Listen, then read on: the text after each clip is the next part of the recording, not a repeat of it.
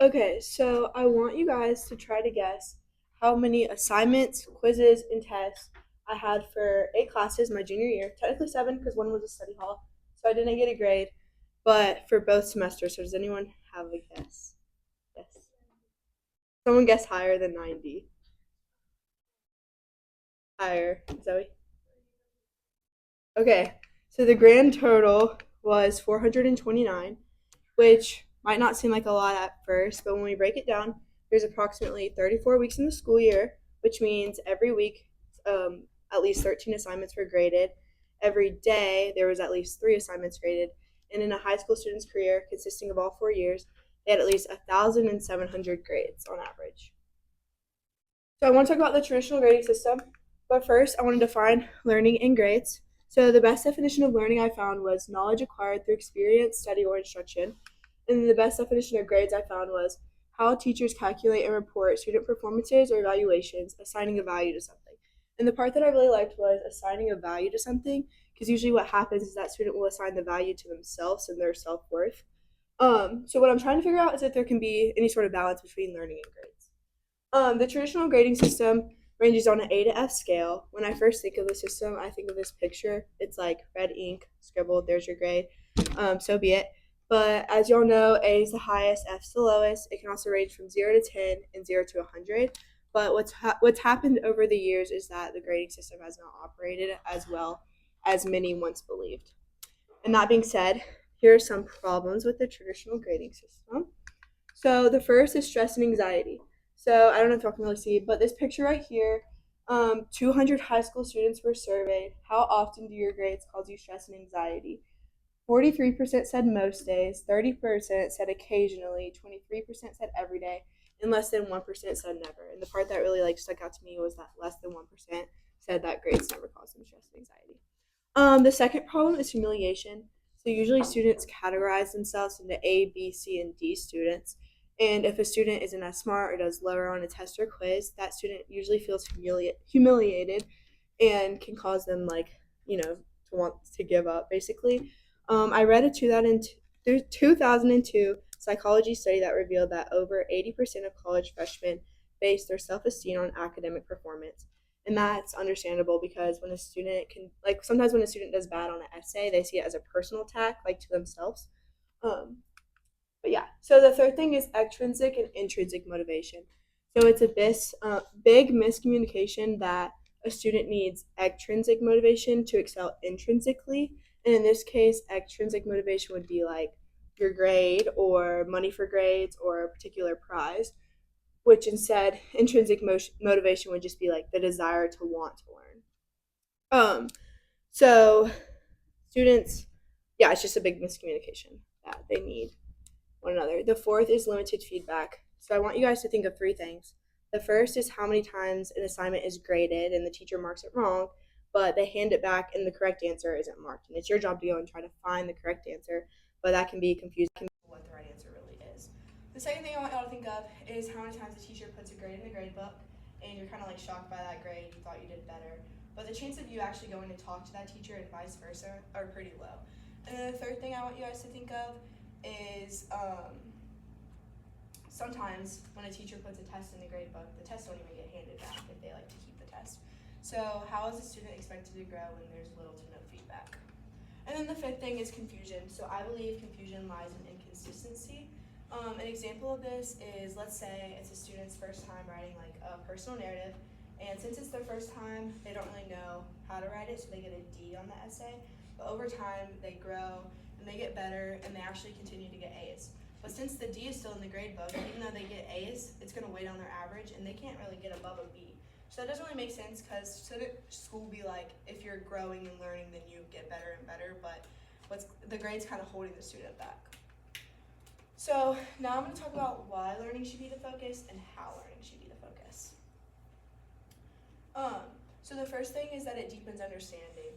When emphasis is placed on learning, students are encouraged to engage with the material, explore ideas, and ask questions. A big thing about this is that it helps students retain knowledge for long term, not just for a quiz or test, because I know when I take a quiz or test, I know it for that, and then the next day it's gone. So it deepens understanding for the long term. The second thing is that it promotes a growth mindset. Focusing on learning changes students' thinking to view mistakes as opportunities for growth, and it shifts away the fear of wanting to fail, but instead just wanting to improve. And then the third thing is that it prepares for real-world success. In the real world, success isn't measured by grades, instead by how well individuals can apply their knowledge, work with others, and solve complex problems, which is what learning seeks to do. It also better prepares students for careers and actually real-world opportunities rather than just high school. So how learning should be the focus? The first is peer collaboration. This includes group projects, problem solving to allow students to learn from one another. It develops social and teamwork skills, and it takes the pressure off one student to because they have their group, so it's not just all on their individual self. The second thing is autonomy. So autonomy is being able to make your own decisions and act independently.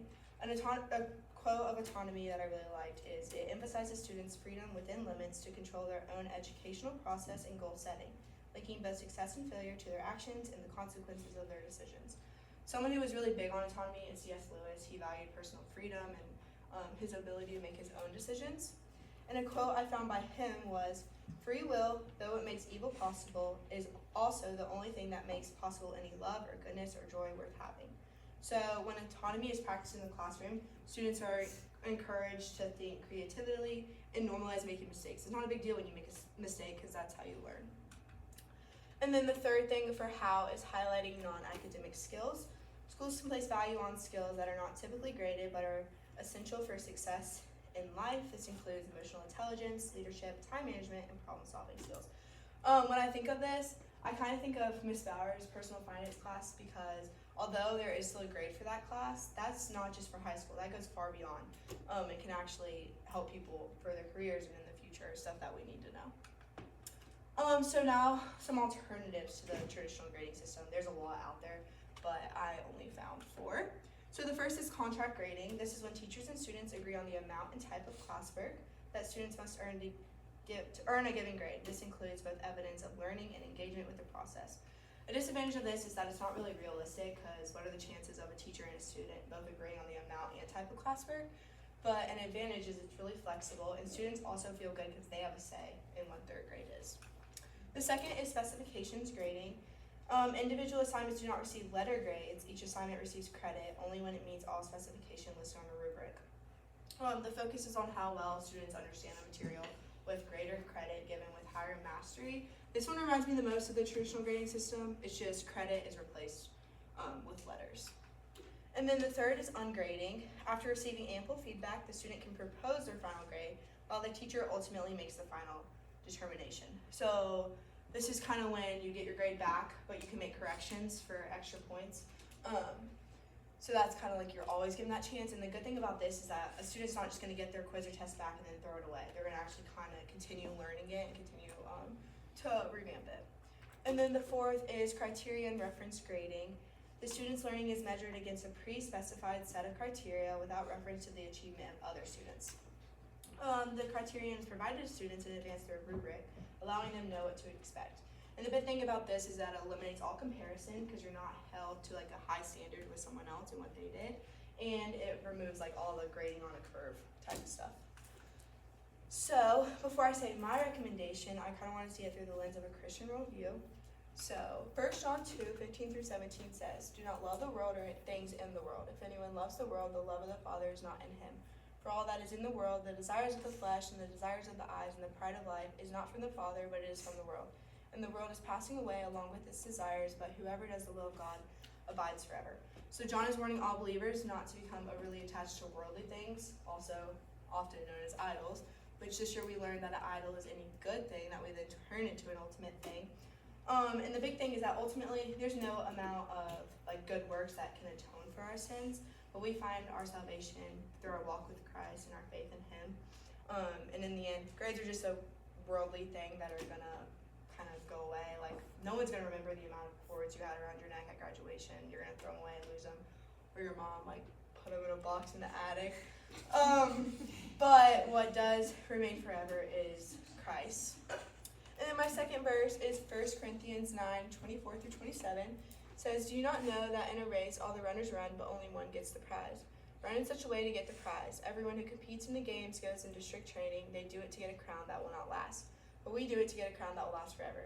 Therefore, I do not run like someone running aimlessly. I do not fight like a boxer beating the air. No, I strike a blow to my body and make it my slave so that after I have preached to others, I myself will not be disqualified for the prize. So this verse is emphasizing growth over perfection. Paul is using the analogy of a runner to kind of show that a runner is not going to succeed unless he focuses on the race. And that's kind of the same thing with our relationship with Christ. We're not going to succeed unless we put all our focus into him and concentrate on the goal of being with him. And this analogy also reminds me that we're going to make mistakes and we're going to struggle, but that's just a part of the learning process, and that's how you grow and get better. And the most important thing is that we're growing in our knowledge and character, and that's the same thing through our walk with Christ. So my recommendation, I want to note two things. The first is that there's no system out there that's perfect with no flaws, so I just kind of had to see which one has the pros outweigh the cons. And I'm also not saying that grades are horrible and need to go away, but I'm saying what's bad is when someone puts their identity in their grade. So all that being said, my recommendation is the pass-fail system.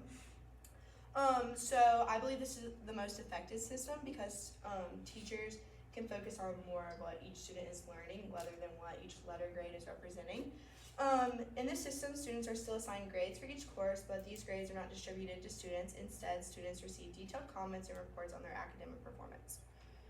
So the first thing about this one is that it reduces stress and anxiety.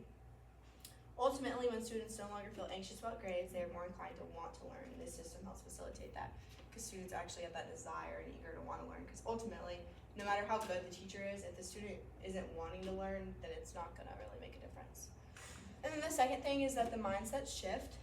Students' mindsets can shift since a poor assignment does not lower their average by a letter grade, and this allows for more room for mistakes and growth.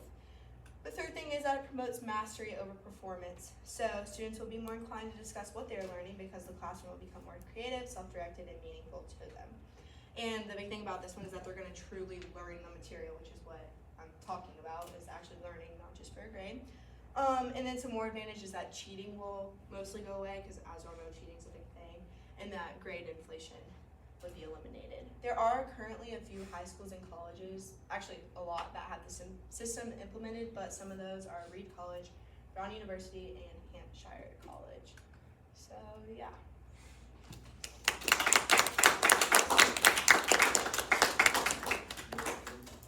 So yeah, we want to open it up to our guests, see if they have any comments or feedback for you. I have a question. I've always heard a lot of complaints when you talk about like group projects, and that was one of the things that you talked about as one of the ways that this could focus on more learning is by doing like group projects. The big thing I've always heard is like one or two kids don't do any of the work while one or two kids are the ones doing all the work. So Yeah. how do you think that would change? I think that when the grade's taken out of the picture, it's gonna run a lot differently, because let's say like a straight C student is paired with a straight A student. Usually they might not speak up because they feel like they're lower, their self-worth is lower.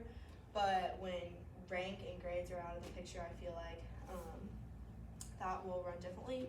And the people who are more shy and reserved also, I feel like they might speak up too. So I feel like, even though I don't like group projects it kind of depends on the group, but I feel like it'll be different if this is the case.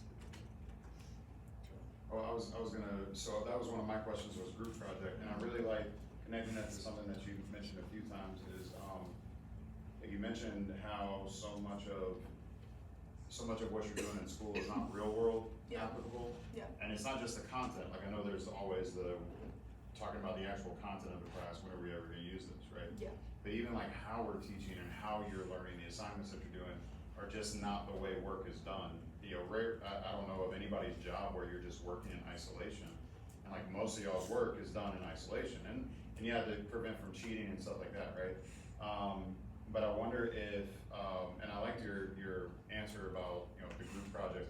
In the real world, there's this thing called the 80-20 rule, where 80% of the work is done by 20% of the people, and it's just one of those things that across the board, no matter what industry you're in, it's something that we're tempted in doing. So it's like, it's not really a question, sorry, comment, but like maybe that's part of the discussion here is like making sure y'all are prepared that, hey, that group project problem, that's not gonna go away. Yeah. You know? Yep.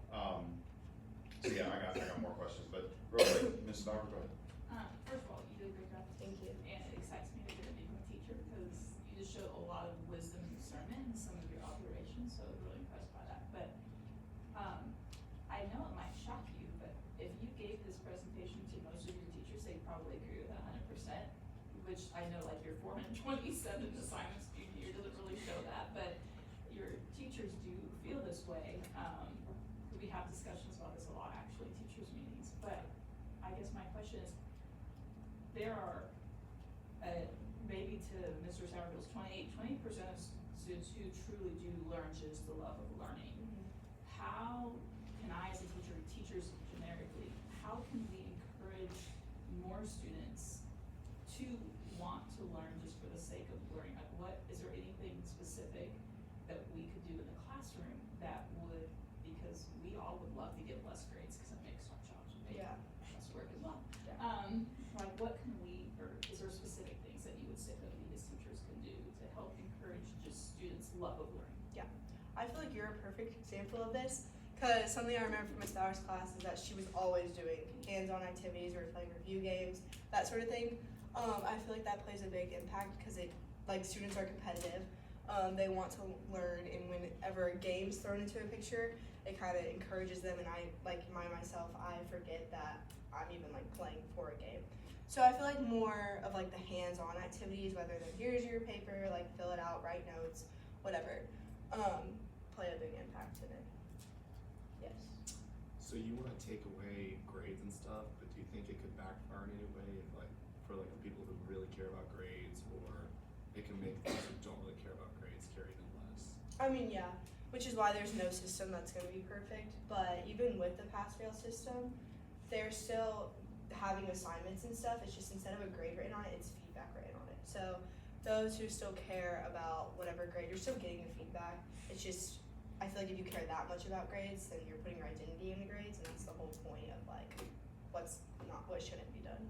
And that's part of to what Mrs. Bauer was saying, literally, Ms. Hooper has had all of us teachers in this room, literally, discussing what do we, so the question came up a while back, last semester even, do our grades properly, or adequately or accurately, describe how much our students are learning?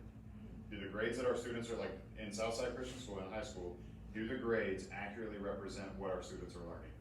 And almost to a person, teachers are just they're supposed to, we're in near universal agreement, they're supposed to, we're also in near universal agreement, I'm not sure that they do. Because and to Ty's point, I'm afraid that one of the things that you're touching on here is, and this is across the board, this isn't just a Southside problem, this is American education in general, is the difficulty with grades is that the target or the goal of education is no longer learning, it's achieving a good grade. Yep. In an ideal world, those grades would represent, would mean that you have learned something, right? But y'all know better than most people, you can get a really good grade in a class and never have learned anything. And that's the problem. And that's what, again, I think y'all deserve to know. I wish y'all could sit in on some of those meetings sometimes, because I feel like y'all deserve to know your teachers are really working at this. And we're not good at it. Well, some of us are better than others, but At my AP class, we have a very different perspective Yeah, of my class than you do. and that's the point is we're working at it. So to Mrs. Bauer's point, if someone's interested in education in any way, shape, or form, get ready, because you've already got a leg up on it that this is what needs to be addressed. Beyond is this content engaging? Do my games work properly? All this. No, hold up. What are we trying to do in this classroom right now? We're trying to get a good grade? We're trying to learn. I've always been a big advocate. If grades are the point, then, oh boy, this is gonna sound really bad for a Bible teacher, especially with parents in the room. If grades are the only thing, then yeah, go ahead and cheat. If the goal of education is for you to get a high GPA, go for it. Why wouldn't you? Because then you learn all sorts of innovation, really creative ways how to get a good, honestly, why not? Well, okay, we're all laughing because obviously the goal is not just to get good grades. The goal is for you to become the kind of person that you're supposed to become, right? Anybody else got any, Reese, did you, I saw you had a hand up. Yeah, I mean, I was just thinking like the people. Like I've always been like lazy, and I wouldn't want to do the work. Yeah. So like that would not work in a group setting. That's what I was thinking earlier, but you kind of answered that. And then like I was thinking with how there's different levels of classes, and it's like you might be able to play games in these But not the higher classes, level. but then like AP, Yeah. but that you want to get into college that way. Like APs look better to college, so I don't know how Yeah. you work that into your system. I mean, there's still different level of classes. Is that what Yeah. you're asking? But it's like you want to make it engaging, but it's like harder to learn. I feel like. Yeah. No, I'm not trying to be like, no, in every class, all we should do is play games all day. And that's why it comes a lot from like how the student feels and like what their motives are, because they kind of have to like have a real talk with themselves, like, okay, what am I here for? And that's kind of what Mr. Satterfield just said. And the point is like, do you want to be successful in life, or do you just want to get 100 on the assignment? And you kind of have to just like face that, because like obviously, no AP class is going to be easy, and no AP class is going to be like games all day, but it kind of just boils down to that. Yes. Okay, so you were saying like a pass-fail system. So how would you put that like on a high school transcript when you're like applying to colleges? Because obviously like everyone has a different GPA. Like some classes are weighted more than others, and you get like GPAs or whatever. Because like obviously some colleges are more competitive than others. Like how would you what would happen? Yeah. So the the schools and colleges that have this right now, they put the pass as I don't even know the number, but they transfer that into a number like for your GPA purposes, and along with the fail, and then that brings together your GPA, because the P still represents a certain number. And same with that. That's actually, again, like, part of the bigger conversation that educators around, like, across the country, around the world, like, that's part of the conversation they're having is kind of what Reese was talking about. The higher level that you get, the less grades are even a thing. You know, like, undergrad even, like I imagine Brown and the other universities that you're mentioning, I'm seeing more and more undergrad classes being pass-fail. But master's level and up, like, what's a C? Like, that doesn't, I'm worried about whether or not my paper is good. You know, whatever grade my professor wants to put on it, it's like what you said, real learning doesn't happen when I turn in a good paper. Real learning happens when I turn in a paper, my professor shreds it to pieces, telling me where I'm wrong about stuff, and then I get to rebuild. It's like what you called, I think it was ungrading, you called it. That system is basically like if God sees fit to let you get a master's degree, most of your master's degree is going to be that format where it's like you turn in a project, you get feedback. Shoot, if you go on to a PhD type stuff, that's all a dissertation is. You write something, turn it in, get it shredded. Bring it back, rewrite it, turn it in, get it shredded. And it's just this process of, it's not a matter of pass or fail, it's a matter of work until you've got a product worth having. Which sounds a lot like the real world, doesn't it? Like that. So back to Zoe's question is like, that's one thing all of us high school teachers are constantly dealing with, where it's like, wow, that's a great idea. Yeah, but colleges don't like it. Yeah. And we're kind of doing, we're having to play this balance of what's best for you in terms of like all the intangibles of you being I know I talk a big game here in Bible about y'all being whole persons and all that stuff. And then I get punched in the face with, yeah, but they can't get into a college if they don't have, you know, if our grading system just kind of does whatever we want to. Yeah. And that's part of the conversation, right?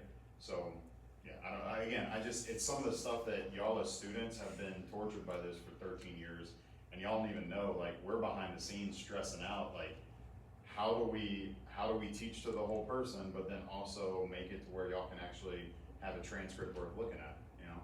Yeah. Anyways. What is one thing that you're gonna implement like for your students to like show them that learning is more important than like the grade that they're receiving? I feel like it kind of depends how the teacher approaches grades too, like how often they're talking about it. And it's also kind of different because I want to teach elementary school. So, do they really care about grades? But I feel like if I'm like, okay, like we have to get a good grade, let's whatever, then like they're already seeing like we're doing this so I can get a good grade. But it kind of depends like the emphasis put on it. Like if I put less of an emphasis, then they won't see it as that big of a deal. I'm glad you mentioned like that you're interested in elementary, because I think that's, for my money, I think that's part of the solution. we could have gotten y'all early on, like I get y'all in here in senior year to talk to y'all about this whole person stuff that I'm on. And, you know, like, who cares about your grade? Are you learning as a person? You know, like, that guy that I tell you all about where it's like, yeah, cheating on this assignment's stupid, because if you actually like your topic, if you actually, it's something you're actually passionate about, you won't want to cheat. It's like, oh, it's golden. And then I had another kid tell me something similar like that, but then at the end of it was like, man, he was just kind of commiserating, man, I really wish someone would have told us this freshman year.